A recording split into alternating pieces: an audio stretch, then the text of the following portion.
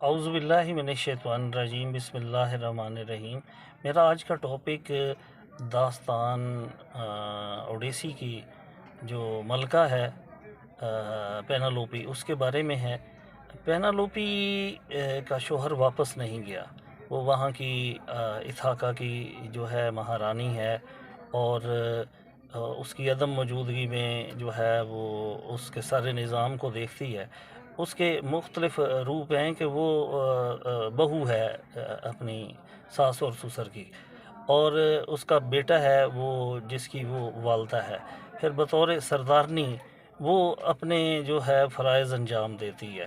لہٰذا یہ سارا کچھ ہونے کے باوجود جب اڈیسیس واپس نہیں آتا تو وہ جو ہے ریاستی قانون یا اس وقت کا جو دستوریہ ہے کہ ایک سردارنی یا ایک ملکہ جب بیوہ ہو جاتی ہے تو اسے شادی کرنی ہوتی ہے، اور وہ بھی اپنے ہم منصب سے، یعنی راجوں اور مہاراجوں میں سے ہی لوگ وہاں پہ آ جاتے ہیں۔ اس قانون کے مطابق اس کے محل میں آ کے پڑاؤ ڈال دیتے ہیں۔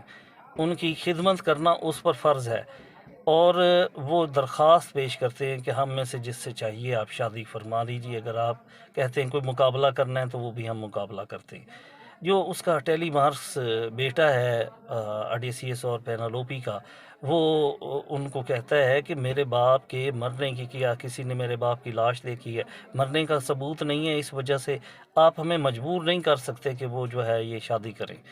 وہ کہتے ہیں کہ سب واپس آ چکے ہیں، اب اتنا عرصہ ہو چکا ہے کوئی بھی واپس نہیں آیا، تو اس کا مطلب ہے کہ وہ اس کی ڈیتھ ہو چکی ہے، وہ وہاں سے جانے کے لیے بھی تیار نہیں ہے۔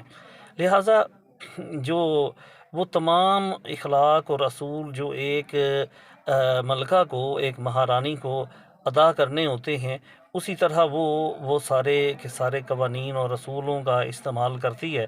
اور لیکن وہ جو ہے اس کا دل گواہی دیتا ہے کہ اڈیسیس زندہ ہے، وہ اس کی خوشبو محسوس کرتی ہے، اس کے بارے میں چند ایک جو اس کی رازدان ہوتے ہیں ان کو کہتی ہے کہ میرا دل کیوں نہیں کہتا کہ وہ جو ہے وہ فوت ہو چکا ہے، وہ زندہ ہے، اس وجہ سے میں اس کا انتظار کر۔ وہ ایک چادر بن رہی ہے اور تمام لوگوں سے بہانہ یہ کرتی ہے کہ میں نے اپنے سسر کے مزار کے لیے چادر بنا رہی ہوں۔